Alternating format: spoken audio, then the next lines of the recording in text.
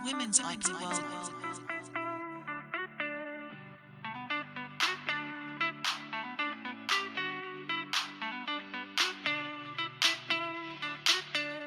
Women's IT World.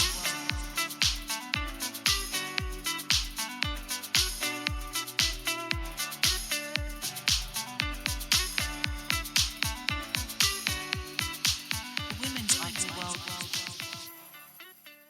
Welcome to episode 1 of season 5. I can hardly believe it. Recording from the Women's IP World Annual Podcast, a podcast series that's shining a spotlight on women in intellectual property.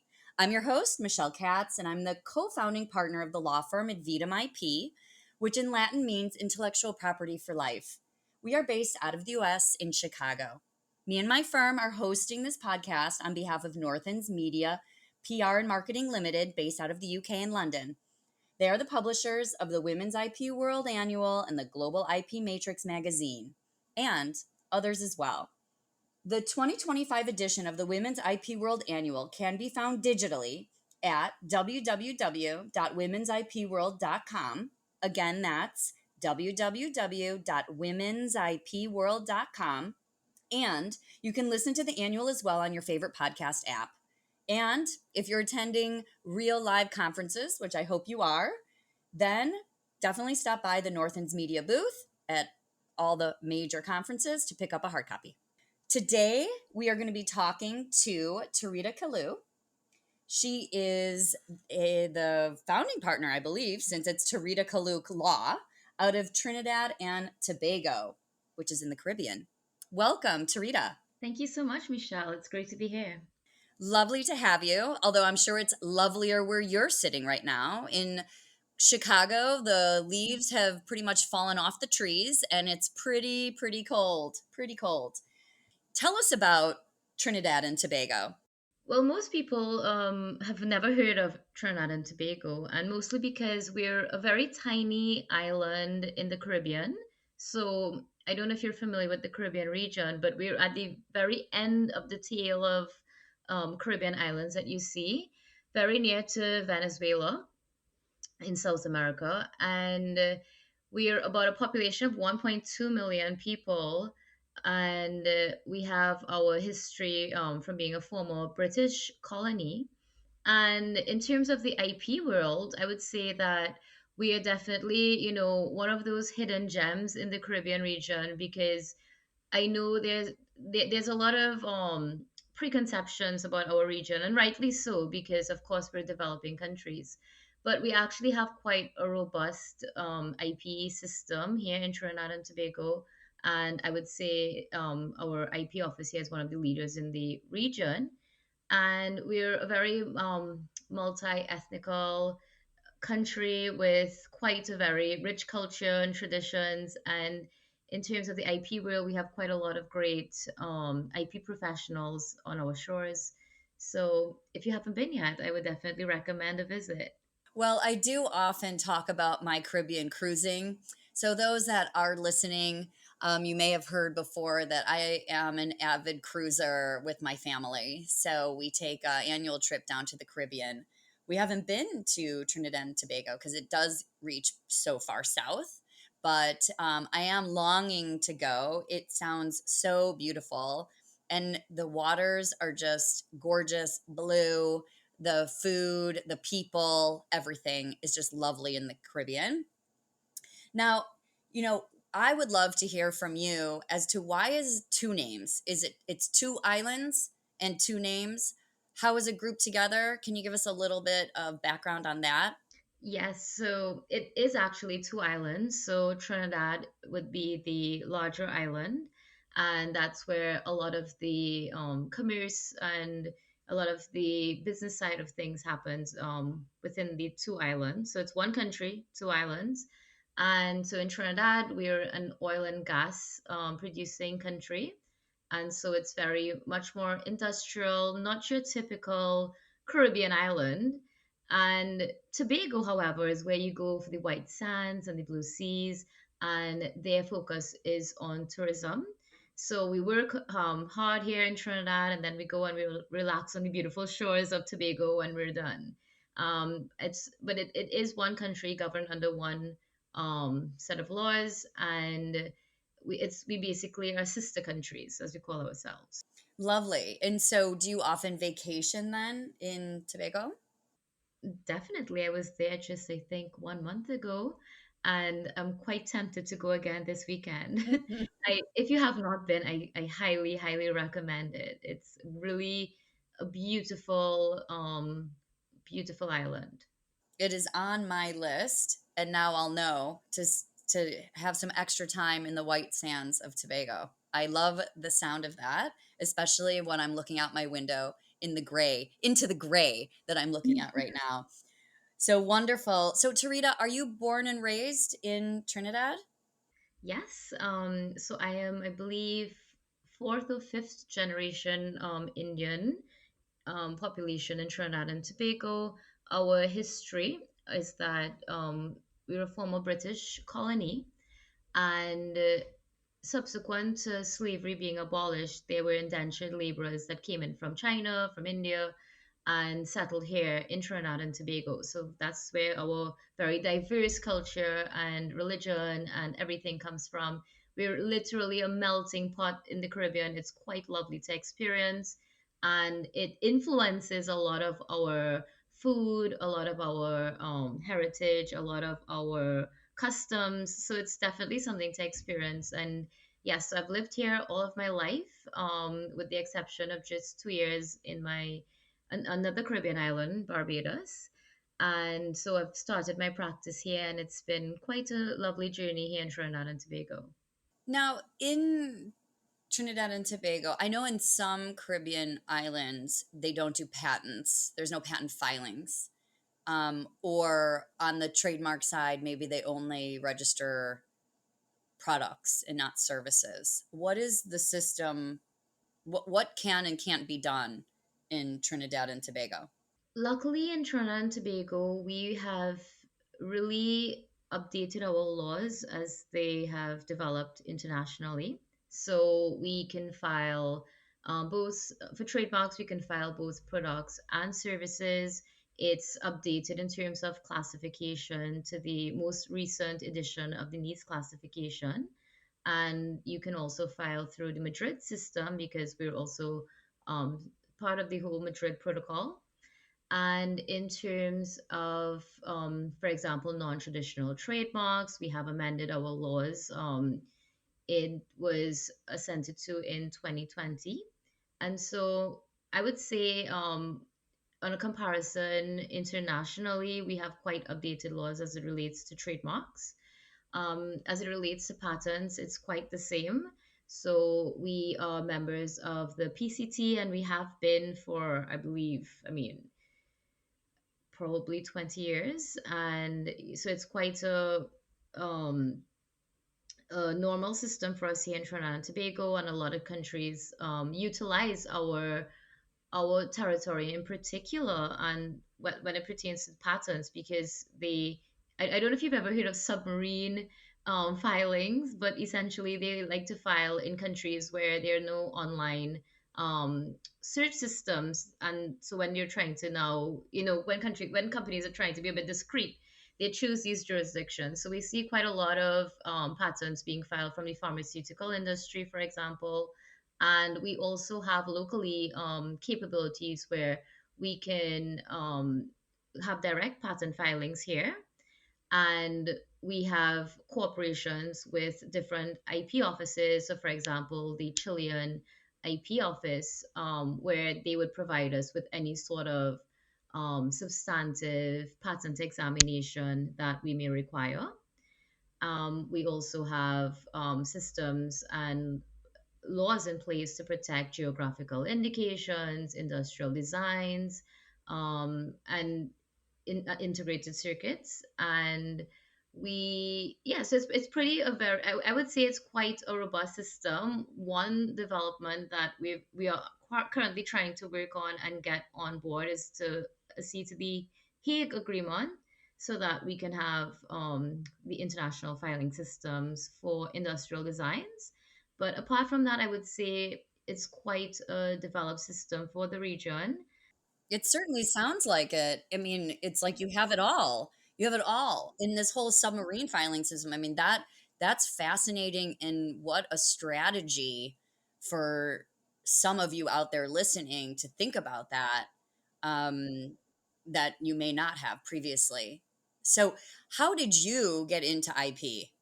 Because we're still talking a small population. Did you have a mentor or someone influence you into getting into that particular area? No, it was quite by chance, and I would say a bit serendipitous in nature.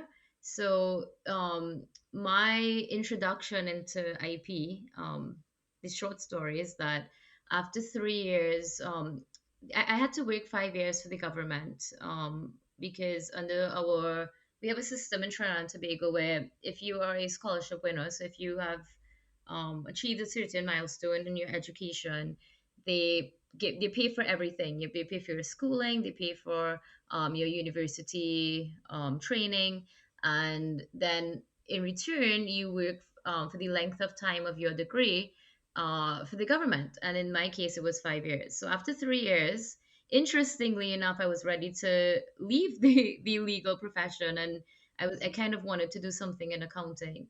And it just so happened at the same time that I got moved to the IP office, I had no knowledge on IP. And yeah, and from I think the first week, I fell in love. I decided there's nothing else I'm going to do. And I got a lot into IP management in particular, so not necessarily the legal aspect solely. And I mean, I just found it fascinating in terms of how you can monetize intellectual property, and the rest is history. It was not, of course, the safest choice to make in a jurisdiction such as mine, where IP rights are not necessarily as well protected or well understood as in other jurisdictions. But it's been quite, a very rewarding journey for me working with a lot of our local inventors who may not have easy access to this kind of service before. And I mean, I get to do this every day now, and I love it. So IP saved your legal career, basically. Definitely. Okay, let's jump into your article. Such a fascinating topic: digital threads and virtual runways. Okay, so for those that have the hard copy or are looking on electronic, this starts on page 24 of the 2025 edition of the Women's IP World Annual. So, how is it that you came to this topic, navigating IP protection on fashion's new frontier? Are you into fashion in general? And so, and also my compound question, please don't object, is, you know, did are you practicing this type of work also within Trinidad and Tobago for your clients? Yes, so in terms of the topic, I'm actually currently I'm doing PhD research at the moment, and it's based on the metaverse and specifically with the fashion industry. And the reason I chose the fashion industry is because I am quite interested in fashion law in particular, because it's such a nice blend of not just IP, but business and all of these other regulatory types of law that I am interested in. And of course, it doesn't hurt to look at all of the pretty, fashion pieces. And Exactly. yes, and so in my region, so I practice in terms of IP law, I practice here in Trinidad and Tobago. But in terms of IP management, I practice throughout the Caribbean region. And so I do work with fashion designers and persons within the fashion industry, but to a limited extent. So, because as I said, our region is not that advanced in terms of IP protection, I needed a bit of an outlet, let's say, to explore, what's new and coming in the fashion industry. And so this was my outlet.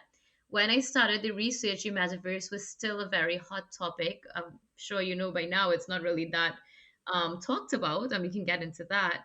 So that's where my interests began, and in particular, when you think of these new frontiers of technology like the metaverse, it goes without saying that you know without doubt you have to actually create some sort of new approach, new way of protecting your IP, and then a new opportunities in which you can engage with your customers. And the fashion industry is so centered around intellectual property. I think the metaverse has such important opportunities for this particular industry, and it also holds a lot of challenges for this industry that should be explored before it comes full stream on.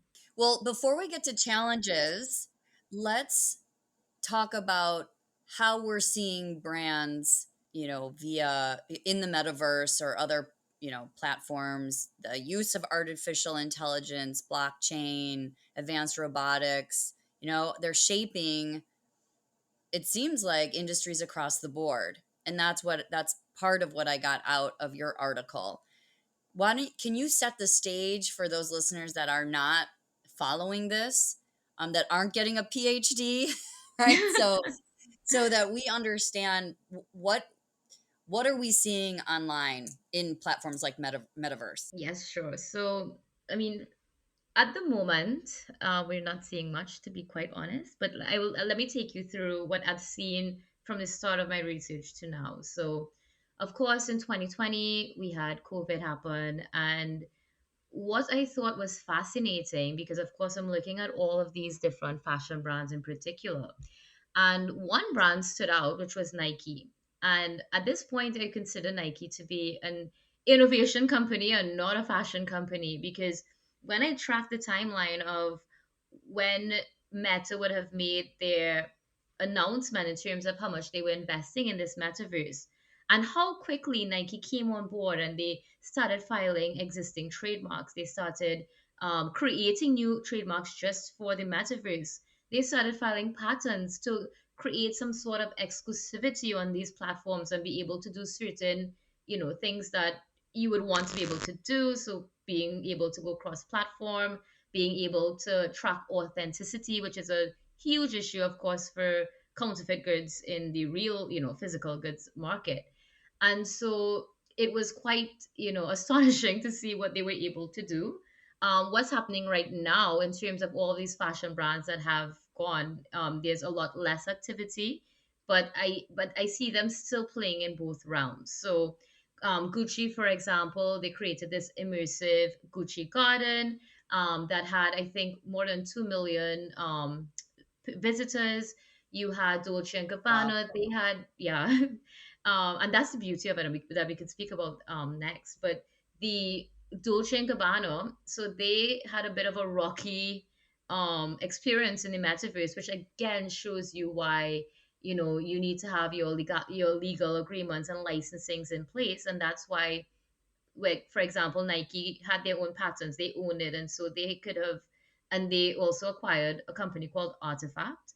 So they were actually creating their own NFTs, whereas for Dolce and Gabbana, for example, they didn't necessarily have all of the innovation and technology in-house, had to rely on third parties, and they got into some issues in terms of delivery of what was promised, and of course that's expected with these types of new industries. And what I've been seeing recently, you see a bit of a drawback from the major brands, I would say, but you're seeing new digital companies being formed, digital fashion companies, and they are inspired. The things that they're doing, it shows you why it's you can expect there to be a market for fashion in the metaverse when the technology really does come mainstream. How is it being used? So, like, imagine you're in the metaverse, and as your avatar, I suppose, Yeah. goes into a shop, you can shop and use your meta dollars. I mean, how Yeah, are people buying virtual scarves and purses and all the things? they are. And what is fascinating, so I'll go into how it works first and then what I find fascinating. So, for example, you go into the metaverse, and let's use Nike as an example, because I mean they're a perfect example. So you go into Nike Land, and there are all these games that you can play with friends. So of course we're speaking of, a younger age group, I would say. And then you want to look a particular way just like you do in the real world. And so you go into the Nike store and you buy these skins, they call them avatar skins. Mm-hmm. And what has been really phenomenally successful for Nike, they created this something called a crypto kick. And so they created this whole new shoe. And persons actually paid more for this NFT shoe than it would cost you in the real world. And there's like a whole trading happening in terms of resale value. And what a lot of the brands are doing now is that they call it digital clothing. So they're merging the physical with the digital. So you can maybe order a digital product online, and then they would send you a physical one as well. So it's basically a different way and a very immersive way where brands can interact with their customer base on a much greater wide scale basis, and also more intimate customized basis. Because for example, a lot of these fashion houses, they're allowing users to create their own designs, to work with them. And so now you're getting the opportunity to work with brands in a way you never ever would. You wouldn't be able to show up at Chanel and say, let me help you with this design you're coming out with for fall. And they've also been like partnering a lot with celebrities. So like for Nike, they had LeBron James come in. You're not going to get to play football, not football, sorry, basketball with LeBron, in the real world, but you can do it in this digital world, and millions of persons can experience it, at the same time. Now we have this digital universe, and with success come the squatters, the counterfeiters. Correct. So, and that's the interesting thing. So, while you have the innovative brands like Nike, like Gucci, like Dolce and Gabbana, that they saw this and they said, okay, let's get into this. Let's see, let's explore this world. Even brands that don't necessarily want to enter this world, they have no choice but to pay attention to it in terms of their IP protection strategy. Because I don't know if you're familiar with the Hermes case, where there were NFT Birkins made online in the metaverse and being sold, and there was a whole case around it. There were companies that tried to register for like Prada in the metaverse, and even companies that want to get on it, like even brands you would not even think of. Like I saw there was this law firm, and another company registered the name of the law firm in the metaverse and protected it for metaverse services, like for digital services. Mm-hmm.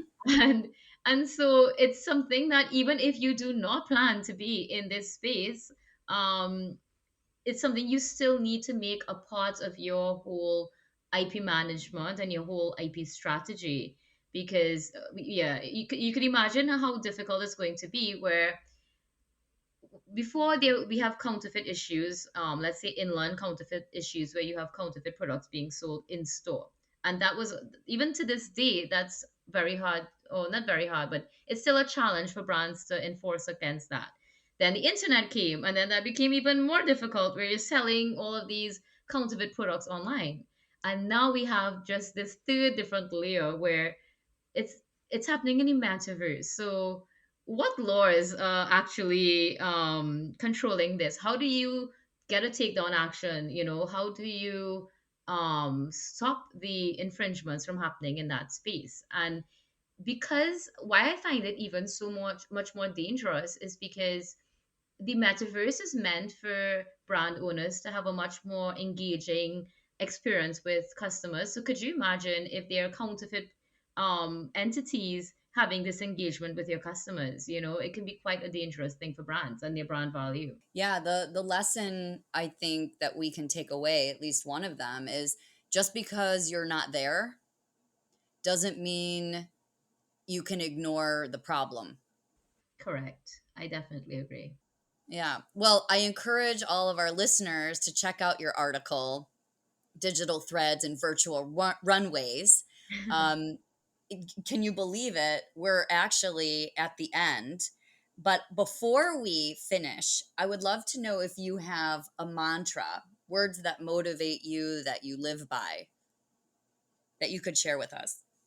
In terms of what like, the words that I live by, and I've been saying this to myself a lot this year in particular, because of course, running your own practice, operating in jurisdictions like mine, where you have to have a lot of grit to make and develop a practice where persons don't even know that they need these services. But my life mantra and what keeps me going is I genuinely believe that what's for you is for you. So a lot of times we can get really caught up in our day-to-day jobs, and deals may not come through after you work so hard on it, or you may not get a particular client that you wanted to get, or a particular opportunity. And I think what grounds me and keeps me going is the knowledge and the belief that what's for me is for me. And so it's a bit of a comfort, and in this particular profession you need more comforting words and inspiring words sometimes, and so that's what my mantra is at the moment. Beautiful Thank and you. helpful. I think we could all take a little of that, everything that you said, from the grit to educating people we encounter or current clients, educating them so they realize what they need to know to make better business decisions, that they need IP attorneys around them when they're making business decisions, and that I won't say it as well as you did, but what's for you is for you, right? The formal one is what is meant for you will always find you. Yes, I like that a lot. Terita, thank you for that and for talking with me today and letting us shine a light on you and your expertise in IP law. To our listeners, please like, follow, share with your friends, but also feel free to send comments and questions. Thank you all and have a great day. Thank you, Michelle. It was wonderful. The women's IP world.